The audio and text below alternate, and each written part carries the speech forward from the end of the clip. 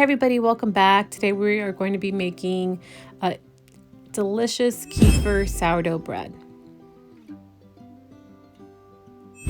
You're going to want to start off with 2 cups of kefir. This is a homemade kefir. If you would like to know how to make kefir, go ahead and leave some comments. I'd love to show you. Then you are going to want to add a teaspoon of salt. Here I'm using pink Himalayan salts. And just go ahead and mix that together. You will start off with 3 cups of all-purpose flour. Here I'm using unbleached or organic all-purpose flour. And this will depend. You may want to add a little bit more flour as you go, depending on the consistency and what it's starting to feel like. I usually start off mixing it with a spoon or a spatula, but then eventually just get in there with my hands. I did want to make a note that from what I have learned, the reason that this bread is fine for those with gluten intolerance is because the fermentation process breaks down the gluten into smaller molecules before you eat it. So your body doesn't have to work so hard to digest it, which makes it fine to eat with those who have gluten intolerance. And here you're starting to see a little bit more of the consistency of what it's starting to look like. Again, I'm doing with one hand, so it's kind of difficult. It's going to be firm, not too firm, still some gooiness to it though.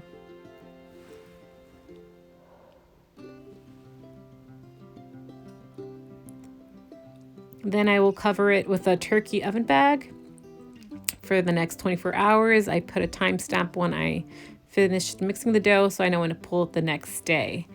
24 hours later, you're going to want to get ready to put it into the oven. Here I'm using a stone oven-proof dish. You are going to want to make sure that you also have a lid for it.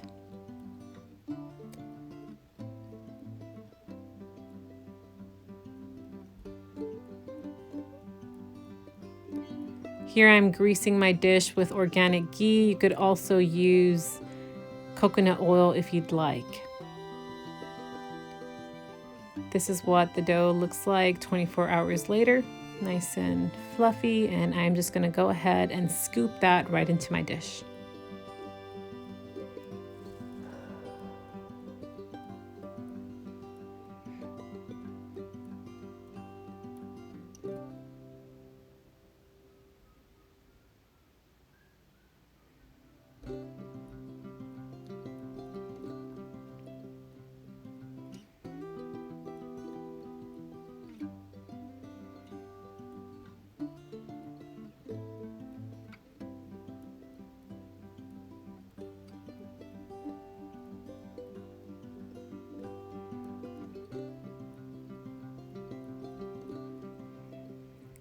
You also want to make sure to slice it down the middle. You could cut it just down the middle or in 4s.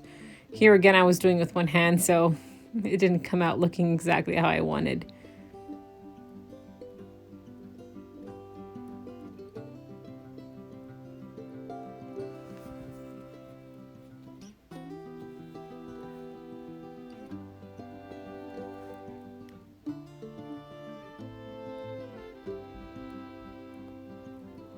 You want to also put some water into the oven as well to give it a steam effect. It helps the bread rise quicker. And make sure you put your lid on. You're going to put the water, here it's in a cast iron, underneath. Make sure your oven is at 500 degrees. You're going to let it bake for 20 minutes. This is what it would look like after 20 minutes. Take off the lid and put it back into the oven. The water is still going to be in there. And here you're going to leave it for 30 minutes at 350 degrees. After 30 minutes, you have a delicious, healthy kefir sourdough bread. It is absolutely delicious. You could have it to replace your regular bread. And here you'll see what it looks like.